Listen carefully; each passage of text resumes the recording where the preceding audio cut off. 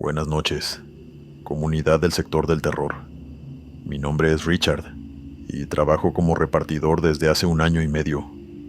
La verdad es que suelo trabajar de día y por las tardes, pero los fines de semana aprovecho de trabajar hasta eso de las 12, para aprovechar los bonos y las ofertas de la app que utilizo. Así me gano un dinero extra y todo eso. La verdad no había tenido ningún inconveniente hasta hace un mes, en el que hice una entrega de lo más extraña en un lugar alejado. Primero fui al restaurante a retirar el envío. Se supone que es un restaurante de pollo frito, no de cadena, sino un restaurante local.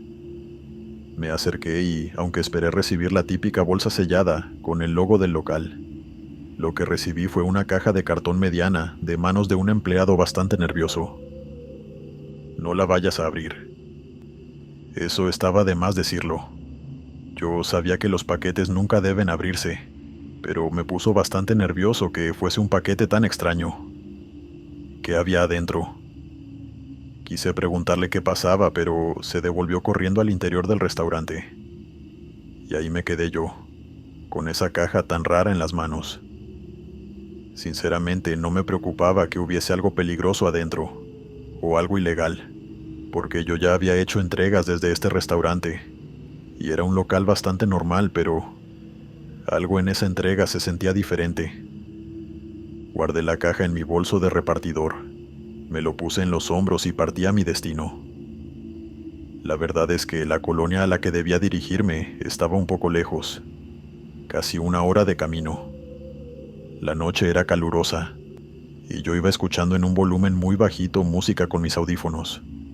Iba a una velocidad constante, y de pronto sentí que un auto se quedaba detrás de mí, y comenzaba a tocarme la bocina y a hacerme luces. A mí me extrañó bastante.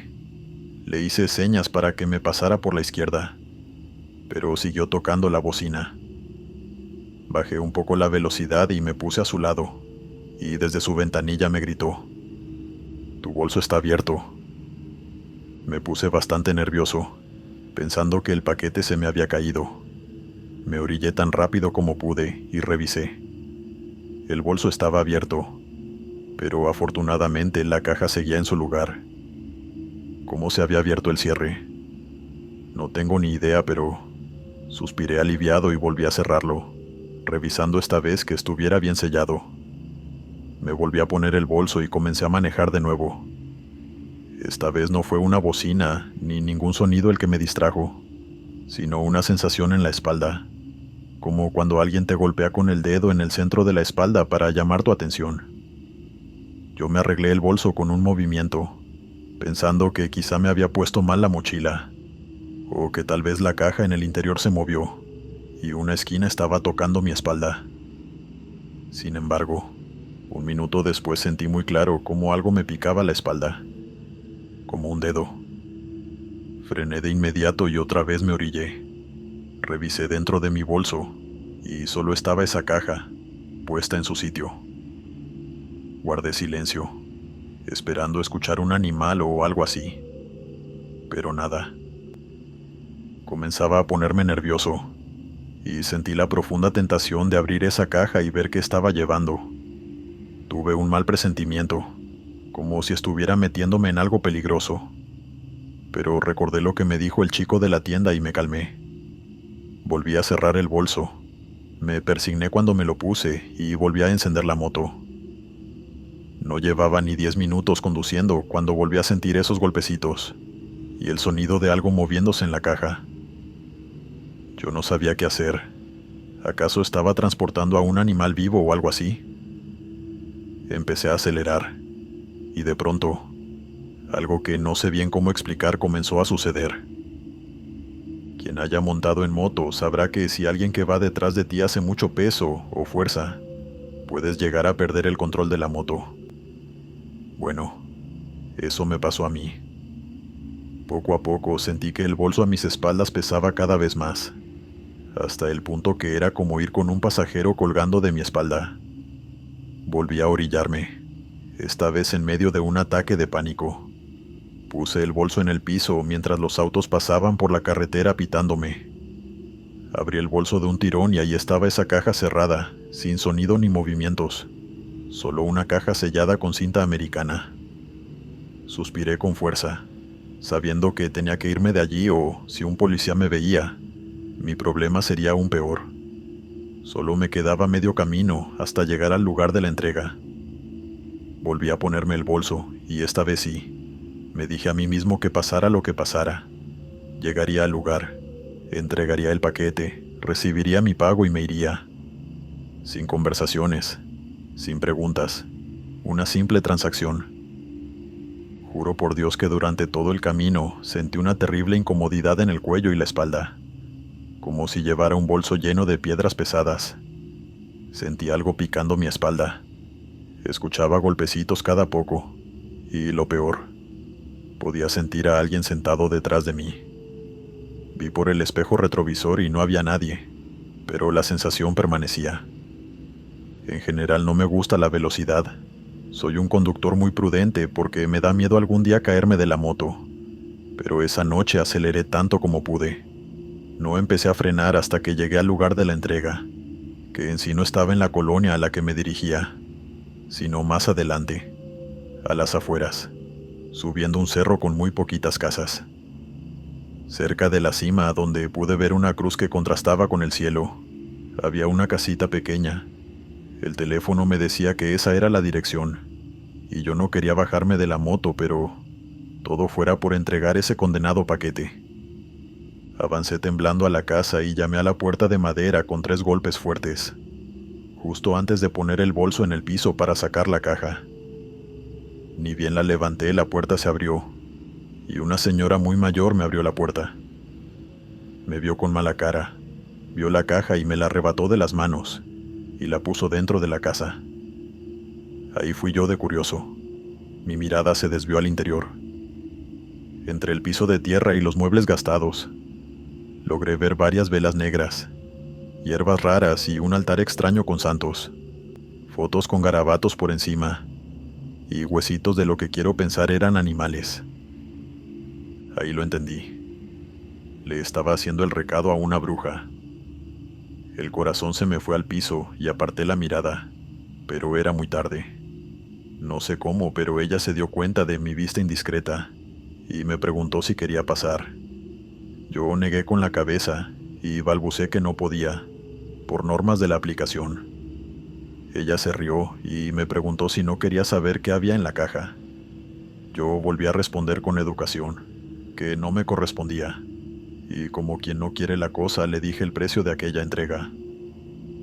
De pronto me puso mala cara de nuevo. Revisó en el bolsillo de su vestido negro y sacó la suma exacta que me debía. Cerró la puerta en mi cara después de eso, y yo me devolví casi corriendo a mi moto. Me senté en ella y devolví la mirada a la choza de esa mujer, que ahora me veía desde la ventana. Quise arrancar pero no podía, y por más que le daba y le daba patadas, la moto no quería encender. No hasta que esa mujer se quitó de la ventana. No sé cuánto poder tenga esa señora, ni cómo lo obtuvo. No quiero saberlo, pero sin duda era capaz de mantenerme ahí si era lo que quería. Por fortuna me dejó ir, y creo que nunca manejé tan rápido, pero quería poner la mayor distancia posible entre ella y yo. De broma, no tuve un accidente en la entrada de la colonia. Me frené en seco, y un viejito que estaba sentado en la esquina me vio, y me gritó que me calmara, que qué me pasaba. Yo lo tenía apretado en el pecho, así que me bajé y le conté lo que me había pasado. Ese señor, no sé su nombre, pero me ayudó a calmarme. Tranquilo, mijo, esa mujer es muy mala, pero se nota que no quería nada contigo. Ya le entregaste lo que quería y ya te dejó ir. Eso es lo que importa. Yo suspiré, desahogado después de contarle lo que viví. Y también importante, sintiendo que me habían creído. Me monté en la moto, y antes de irme le pregunté si acaso él sabía qué traía yo en ese paquete. Él no contestó de inmediato, y más bien me preguntó a mí si acaso yo había abierto la caja, en una de esas tantas veces que me bajé a revisarla. Le dije que no, Y entonces él asintió y me dijo: mejor así, quédate con la curiosidad. Hay cosas que es mejor vivir sin saberlas. Supe al instante que él sabía muchas cosas que yo no. Pensé en insistir, pero solo tuve que pensarlo un segundo para desistir. Le di la razón y me fui.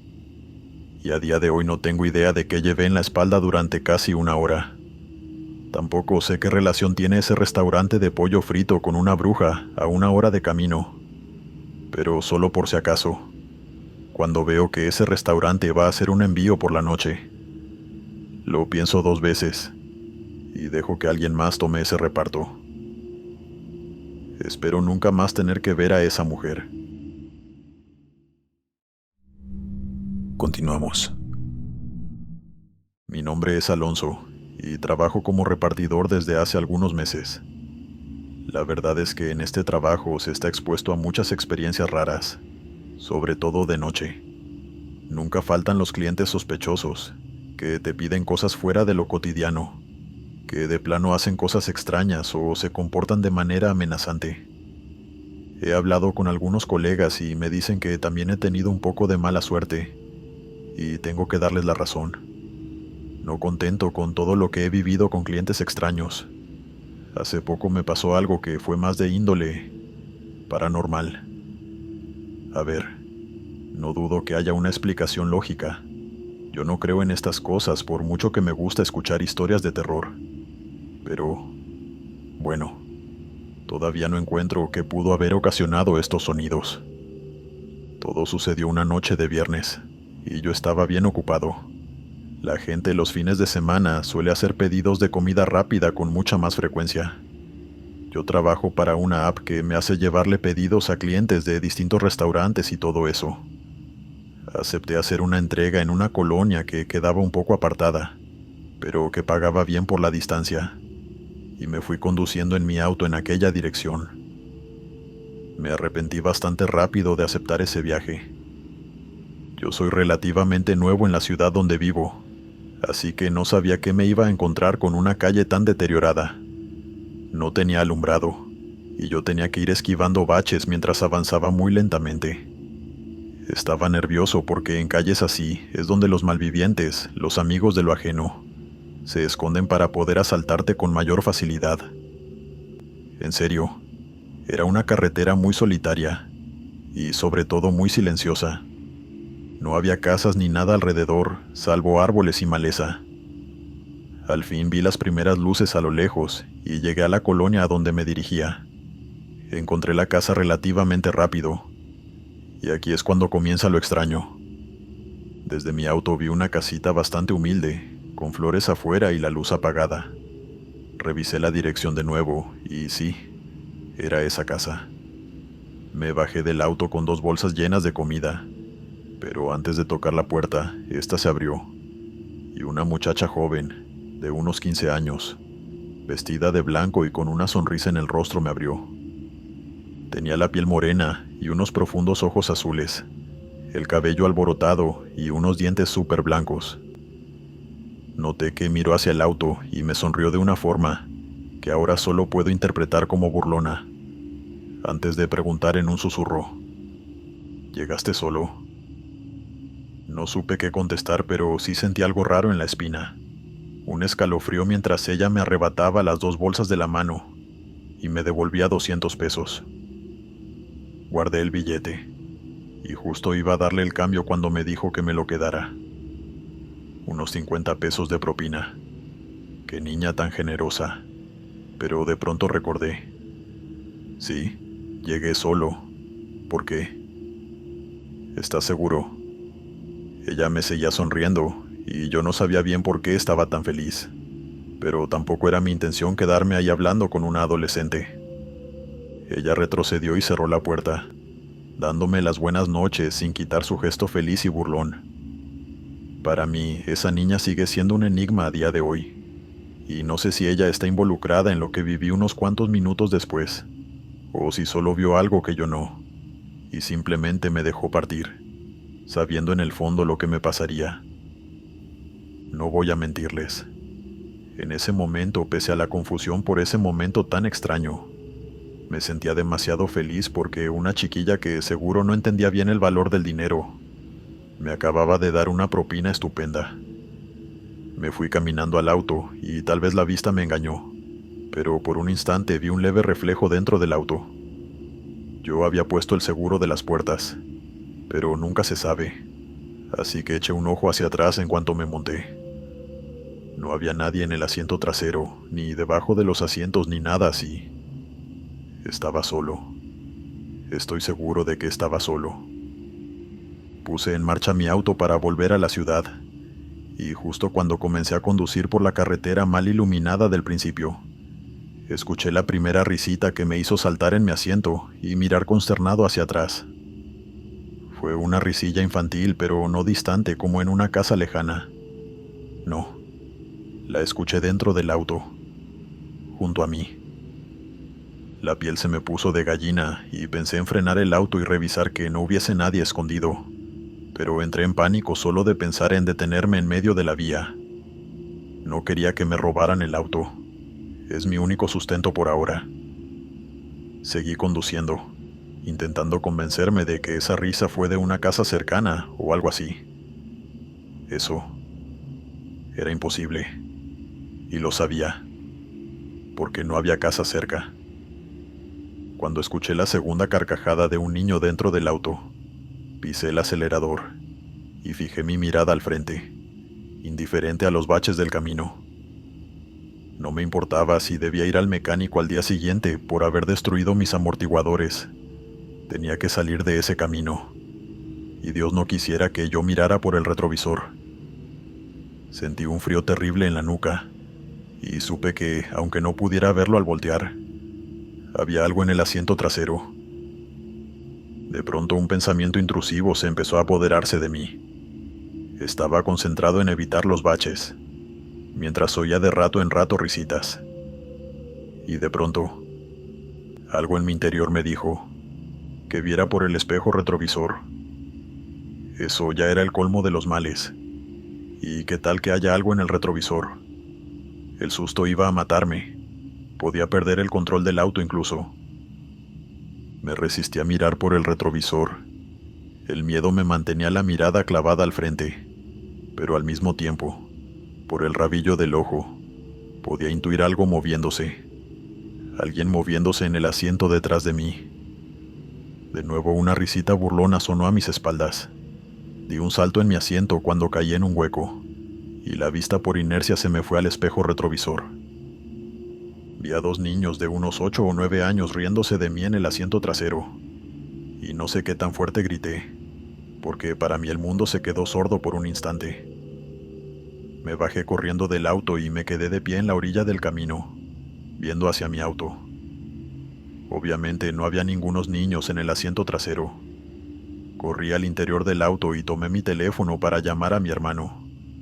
Él también es repartidor, así que estaba trabajando, pero le expliqué que necesitaba su ayuda, y le conté llorando todo lo que pasó. Somos muy unidos, y aunque no entendió de qué le hablaba, fue a socorrerme. Me convenció de que me volviera a subir a mi auto, y lo seguí en todo momento. No volví a escuchar las risitas, aunque mi imaginación seguía jugándome bromas pesadas. Podía sentir cómo algo se movía en el asiento trasero, y eso no se detuvo hasta que volvimos a la ciudad. Sin duda, una de las peores experiencias de mi vida. No volví a aceptar ningún viaje a aquella colonia, y aunque seguí trabajando esa noche, la verdad no pude sacarme el asunto de la cabeza durante días. A la mañana siguiente revisé mi auto con lujo de detalles. Busqué micrófonos, cámaras, un teléfono, cualquier cosa que alguien pudiese poner dentro o fuera para poder generar las risas que escuchaba. Pero no encontré nada. Y aunque hubiese sido un micrófono, ¿cómo justificar lo que vi por el espejo retrovisor? No tengo idea.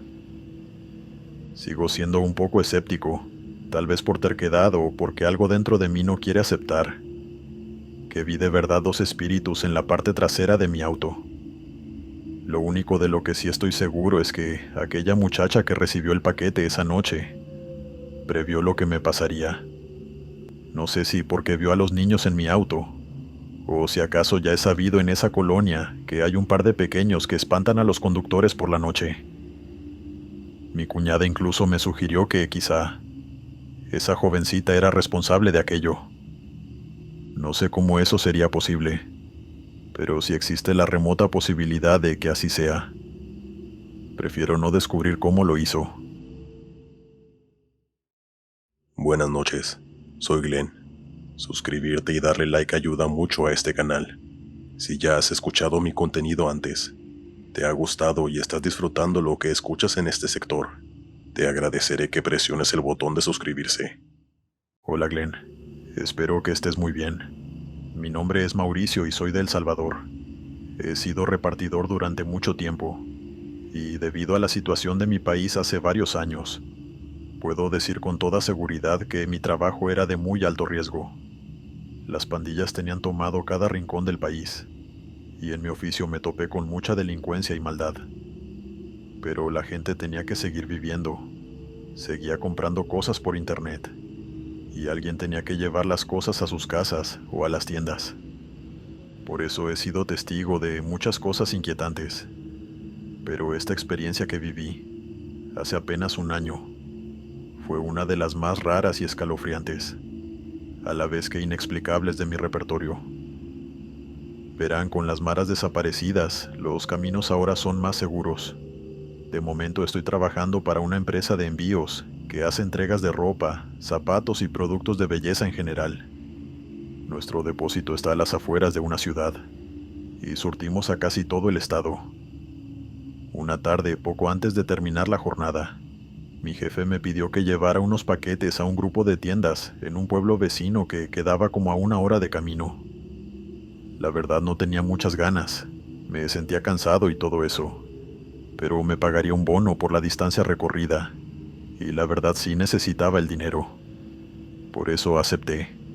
Me monté en la van de la empresa, cargaron los paquetes que iba a entregar en la parte de atrás, y en 5 minutos ya estaba en la vía, con el GPS señalándome a dónde debía ir. Como digo, las carreteras ahora son más seguras, y aunque aún mantengo la costumbre de ver en todas direcciones, atento a la vía y a la orilla del camino, me permito poner música, podcast y cosas por el estilo para hacer el viaje más llevadero.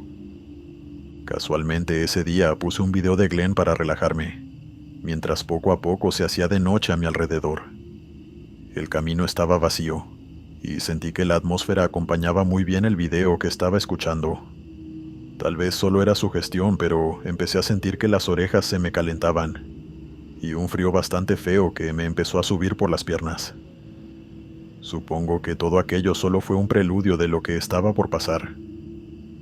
Noté que el GPS tuvo una pequeña falla, y aunque yo no conocía muy bien esa ruta, sabía que para llegar a mi destino debía seguir derecho por ahí durante al menos media hora más. No puse atención, y continué avanzando mientras caía la noche y una niebla espesa comenzó a envolver la camioneta. Prendí las luces, y el frío aumentó. Gotas de lluvia comenzaron a caer sobre el parabrisas, y yo me sentí muy frustrado, porque si tan solo le hubiese dicho que no a mi jefe, ya habría estado en mi casa. La flecha del GPS de pronto comenzó a dar vueltas de manera descontrolada, y en un momento el mapa se puso en blanco, como si no existiera ninguna ruta. Eso me puso realmente nervioso, pero asumí que era por la lluvia. Respiré profundo y seguí mi camino, o eso intenté. Lo cierto es que pocos metros más adelante encontré que la vía estaba cerrada con varios conos y cinta policial. Me llevé las manos a la cabeza, porque si la carretera estaba cerrada, entonces tendría que tomar un desvío. Noté a un policía quieto junto al bloqueo, viendo hacia la nada. Lucía joven y bastante sucio, imperturbable bajo la lluvia. Yo no tenía muchas ganas de bajarme de la van, pero quería saber qué había pasado. Me puse mi suéter y me bajé de la camioneta. Caminé hacia él saludando desde lejos con la mano, pero ese policía no me contestó hasta que le hablé. Buenas noches. Disculpe, ¿por qué la vía está cerrada? Él se giró hacia mí muy lentamente, y me sentí petrificado ante su mirada. Era inexpresiva, vacía. Levantó el dedo temblando y señaló hacia un camino cercano que entraba hacia el pueblo, mientras que con la voz más débil que he escuchado en mi vida, como si le costara respirar, dijo: «Accidente. Toma por el pueblo». Es difícil ponerlo en palabras, pero en ese momento me sentí rodeado, como si estuviera en medio de una multitud. Era como si más personas estuvieran a mi alrededor, quejándose de que la vía estaba bloqueada. Me sacudí con fuerza, pues él no dejaba de mirarme y eso me ponía muy nervioso. Me despedí de la manera más amable que pude y retrocedí lentamente hacia la van sin perder el contacto visual. Él volvió a mirar hacia el frente y susurró algo que apenas logré entender. «Cuídate». Me puse en marcha de nuevo, bajo esa llovizna que no paraba, y lo primero que noté, ni bien entré al pueblo y comencé a avanzar por una estrecha calle de asfalto, fue que no había ni una farola encendida, y aunado a la niebla y la llovizna, me costaba mucho ver el camino delante de mí. Comencé a lamentarme de lo que me estaba pasando, convencido de que era mi culpa por haberle dicho que sí a mi jefe. Las piernas se me estaban congelando y mis manos estaban engarrotadas en torno al volante. Poco a poco, por el rabillo del ojo empecé a notar sombras, como si personas caminaran alrededor de mi camioneta. Porque sí, iba manejando muy despacito para evitar cualquier accidente. No fuera a hacer que un niño saliera corriendo de una casa y no me diera tiempo de frenar. Estaba nervioso, angustiado, porque algo en mí me decía que ese lugar no era normal. Ni una luz encendida en el interior de las casas me parecía imposible. Y ni bien pensé eso. Vi que la luz de una casa más adelante se encendía, dejándome distinguir la silueta de alguien. Una mujer quizá, porque tenía el cabello largo.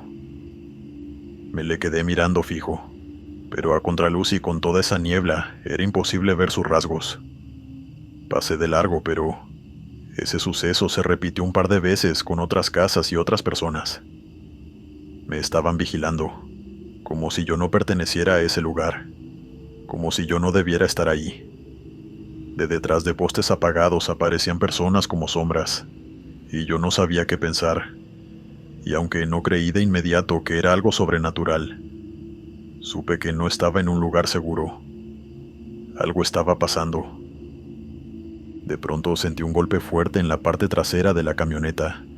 Intenté ver por el espejo lateral, pero no había nadie. Volteé hacia adentro y prendí la luz, pero en la van solo estábamos los paquetes que debía entregar y yo.